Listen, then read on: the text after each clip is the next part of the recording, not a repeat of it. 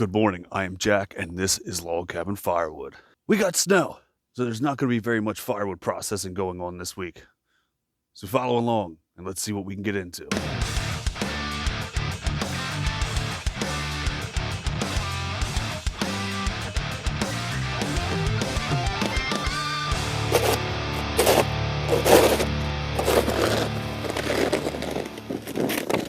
So I could think of about a million things to do besides shovel yourself out so that you could still be productive on a snow day.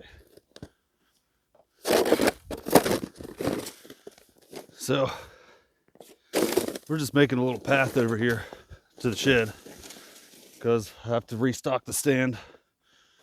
Somebody bought a couple bundles last night. Bundle sales have been way down. I've been pretty steady, averaging at least 6 bundles a weekend, which is okay. It's better than none. But I'm also kind of off of the beaten path here where I'm at. I might try something new this year. I might make a bigger stand here on my front yard, but I also might move this one closer to a campground. I don't know, a few people that do that have suggested that I expand to other locations, but I'm just not sure how I want to do that or market it, or how wherever I put it can make a little bit and I can make a little bit too. But man, working in the snow, I guess because I've worked construction, I've worked outside in this all my life, this just sucks. And this is a little bit. I couldn't imagine some places in Alaska. I had somebody comment on one of my videos saying they got 6 feet last year, like in a day. I couldn't imagine that. I'm 6'2". Could you imagine this much snow? I can barely see you.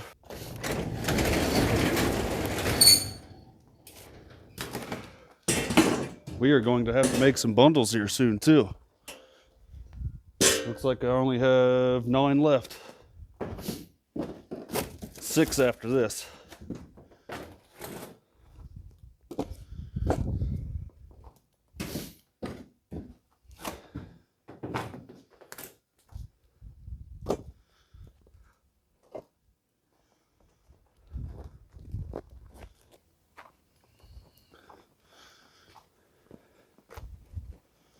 You always have to take your time on this stuff too. So I'm too old to fall down and get hurt.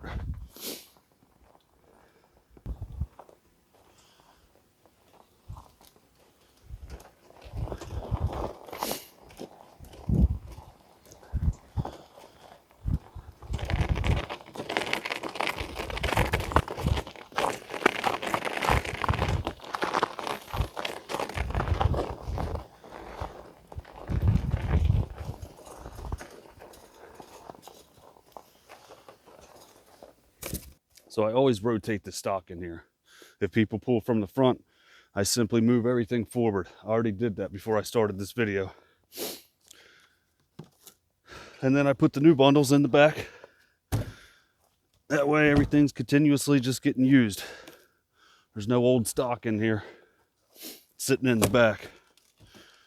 The stuff that's been out here for a while just keeps getting used. Well, another thing we need to do is dig ourselves out so that we can bring some more wood in the house. I kind of already started this.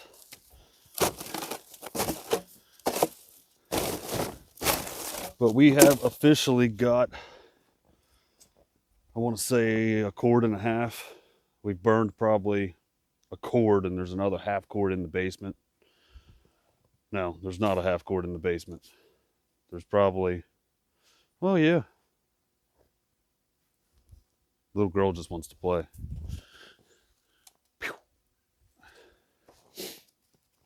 But we have officially moved from this location right here. There was a whole pallet here. There was about a little over 1.5 cords here. We have burned all of that except for a 1/2 cord. So we've burned a full cord so far this year, which is on the lower end. Normally by January, we've burned at least 2. Some winters when it's been really cold, the one year I think we burned almost 8 cord here. So a cord and a half so far in the middle of January, I'm okay with that.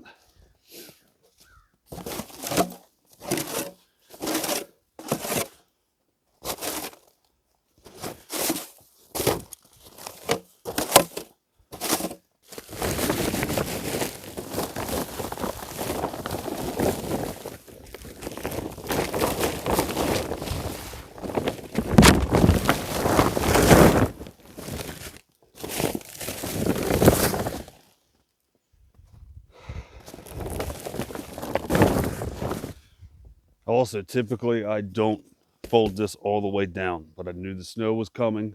This is the second little snowstorm we've gotten in the past week.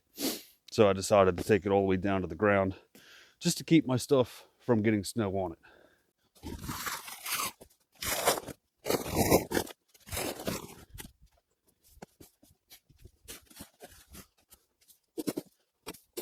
Make ourselves a little path.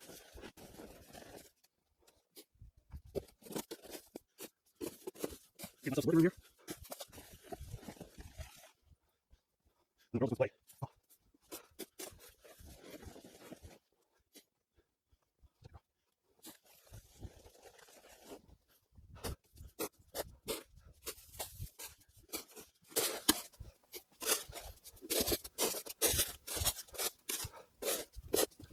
Well, now that we have a nice path here, we can go ahead and get the big four-wheeler out, which you guys probably saw this in a short that I did a couple weeks ago. But this four-wheeler, big four-wheeler, is super awesome. So when I was up at the Hope event with Mr. Ken and Danny Anderson, they own this exact big four-wheeler wheelbarrow, which is super cool. It's got wheels on the back, so there's you don't even have to really lift it when you turn it either. You just got to kind of bump it. And if you go back and watch that Hope video, you could see me running across the field with this thing because it was on a pretty big hill. And I was just sitting there trying to keep up with it, bumping it with my legs. And then I would just throw it up and it would dump itself. But this makes it super easy. And it's about 2 times the size of a regular wheelbarrow. So I can even fit more in here. And it's easy. It's pretty neat, actually. A lot easier on the back.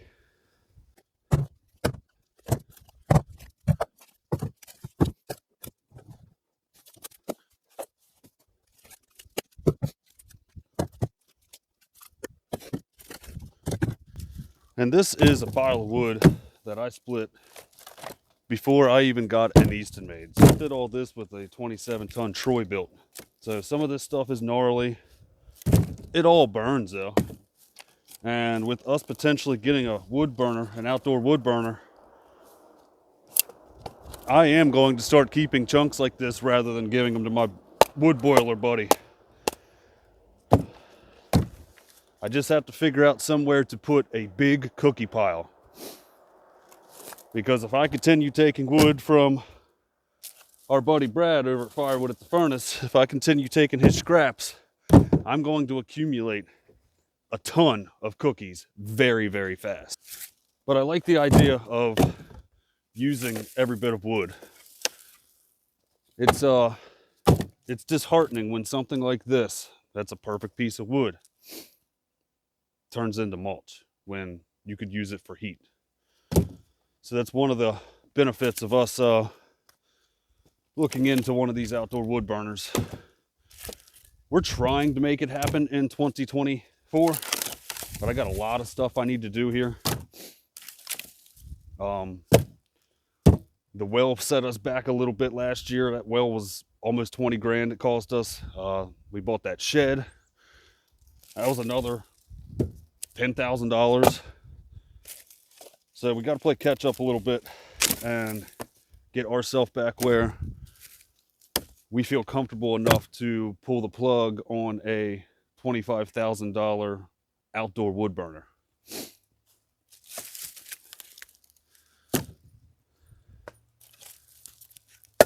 Now, a lot of people have asked, Jack, is it really worth it financially to do the outdoor wood burner or outdoor wood boiler? And I say yes.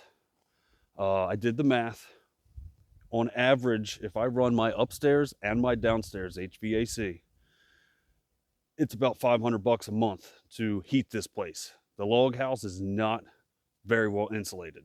Once it gets warm, it does stay warm, but there's not very much insulation in between the logs, and these are true logs. This is all ponderosa pine from British Columbia, Canada, and this was built in 1991 by a company called Vermont Builders, and they had it assembled up there and put together, and then it was shipped down here by tractor trailer and then just put together here.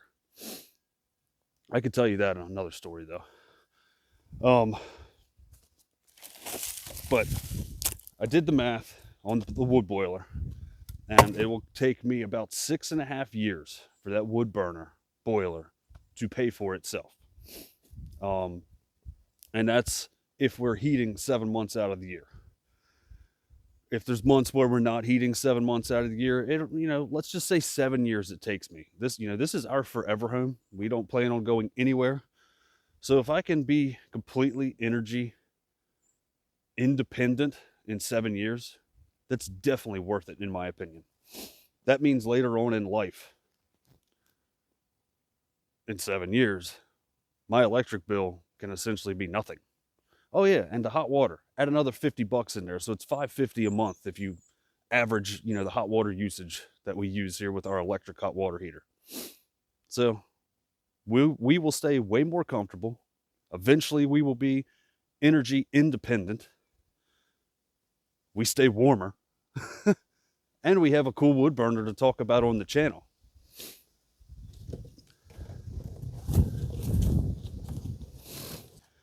Another advantage to having an outdoor wood burner would be that I don't have to deal with my chute anymore.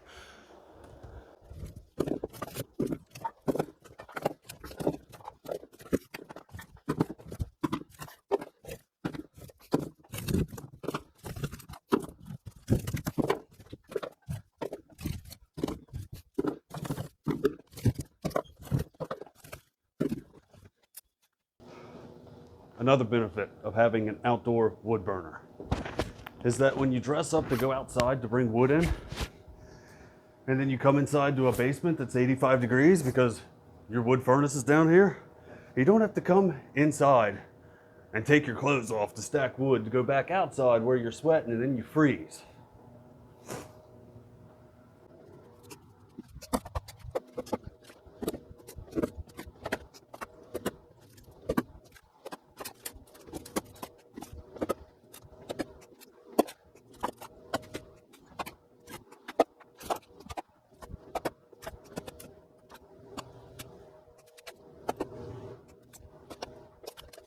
Another benefit of having an outdoor wood boiler is I don't have to be married to this thing every 2 to 3 hours. With an outdoor wood burner, I can get 12+ hour burn times. So I only have to go out there 2 times.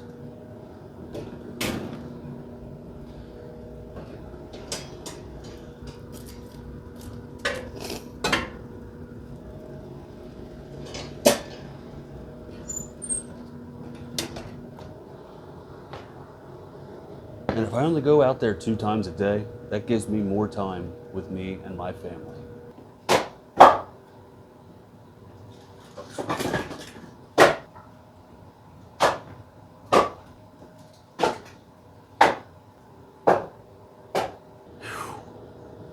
See what I mean? You come in here and all you do is sweat. If I had an outdoor wood boiler, I wouldn't have to sweat inside. I could be outside still freezing, but be warm. Another reason to get an outdoor wood boiler is you don't have to have this mess in your house. It's outside. A wood boiler is a great investment for a lot of people. It might not be perfect for you or for everyone, but for me, having access to the wood that I do and having a nice splitter and just my operation, it would be beneficial in the long run for me. On a better note, I want to talk to you about a new product. It's a moisture meter by ErickHill. And chimney fires happen because you were burning your fires too cold or you're burning green wood. And a moisture meter from ErickHill helps let you know if your wood is okay to burn. Check this out. So ErickHill sent us this small little pocket moisture meter, which is great. You can put it in your pocket and it's not bulky. And this is a good, useful tool to keep with you if you sell firewood or burn firewood for your own personal use. I'm going to do a couple tests with two pieces that I just pulled from the basement that we just brought in. One's a piece of mulberry, one's a piece of maple. And then I just walked out front and I grabbed a piece of the pin oak that we split up and stacked a few videos ago, and I grabbed a piece of that cherry. I want to see what they're doing right now so I can show you that fresh cut wood versus stuff that's been stacked up for the past 3 years is what you'd rather burn, other than cutting stuff up and burning it right away. All right, so here's a smaller piece of the cherry. And like I said, I just grabbed this stuff out of the wood pile. I'm gonna split this stuff in half with the double bit little splitting axe that Matt from Lily's Farm and Firewood gave us. We'll see if I can split this pin oak. This is pretty tough stuff. It should split.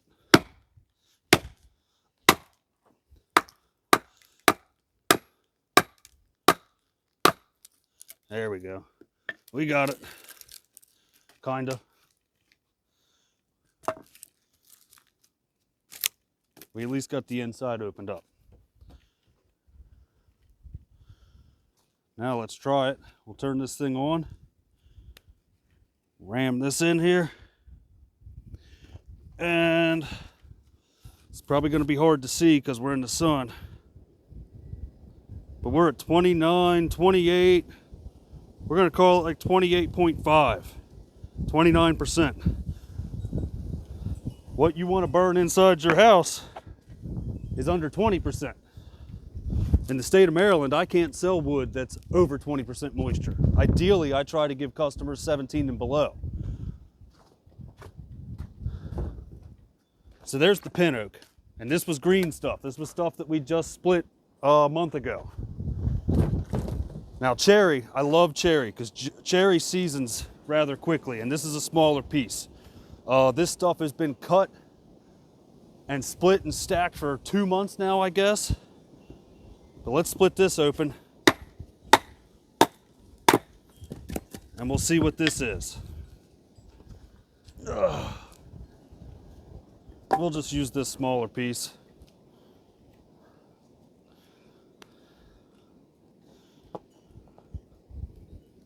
Now, this is still saying it's 21.7. So it's close, but it's still over that 20% moisture content threshold.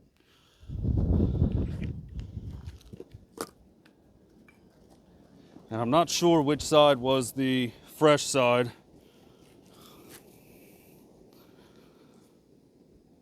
So this one's 22.1. So again, it's close, but it's not 20%.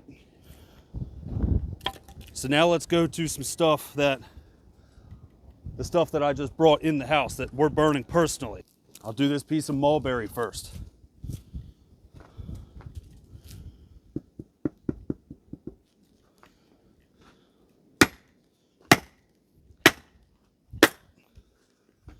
There we go. That's a good split on that.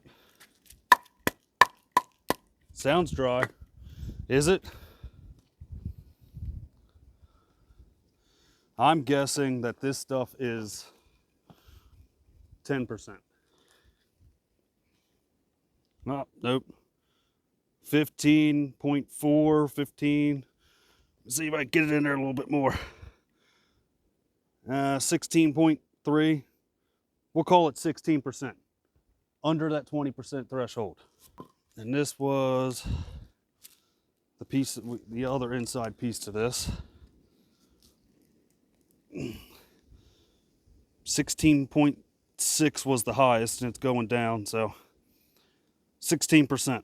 So it's good. And lastly, we have this piece of maple.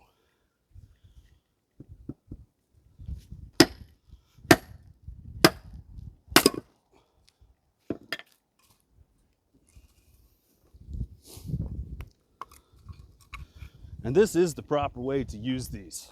You want to split a piece and go on the inside. The end grain will tell you that this is 9% moisture. But you want to know what the inside content is, not the end grain. Well, surprisingly, this one is about the same as the end grain. This is 9.5, 9.8 on the inside. Yeah, 9.8. And I rammed that thing in there pretty good. So this maple is well seasoned. So like I said, these little moisture meters are an awesome tool to give you some peace of mind, because you don't want to be burning green wood in your home. And if you're buying firewood from somebody, this is also something that you could pull out when they deliver it and say, hey, would you mind if I grab a piece of that and split it? I want to test the inside of a few pieces. That way you know you're getting what you paid for and that someone isn't selling you green wood. There are a lot of people on Marketplace that will sell you green wood and tell you that it's seasoned. A stick of wood that has been laying on the ground for 2 years and that wasn't split open and cut into rounds and stacked up and seasoned properly isn't always dry on the inside. You could have stuff laying for 2 years, cut it up and split it, and it could be 30 or 40% moisture. So it's just one of those things, you know, this will give you a nice peace of mind. And right now you can get this for 17 bucks, $16.99 on Amazon. And currently I just looked, there's a 15% coupon that will apply at checkout. So you're getting a really good deal on something that fits right in your pocket. It comes with batteries. It's got a nice instruction manual. If you'd like a chance to win one of these, I'm going to do a giveaway on a drawing on one of my live streams, and I'll tell you the requirements on the live stream. I'm going to do something similar to how Hardworking Man does theirs to keep the scammers away. But Hardworking Man also just did a video on the ErickHill Moisture Meters. I believe it was this exact same one, and they also had the pinless one. The pinless one, in my opinion, and I think Heath also pointed this out, that it would be better if you were doing like sawmill lumber or if you were kiln drying slab wood.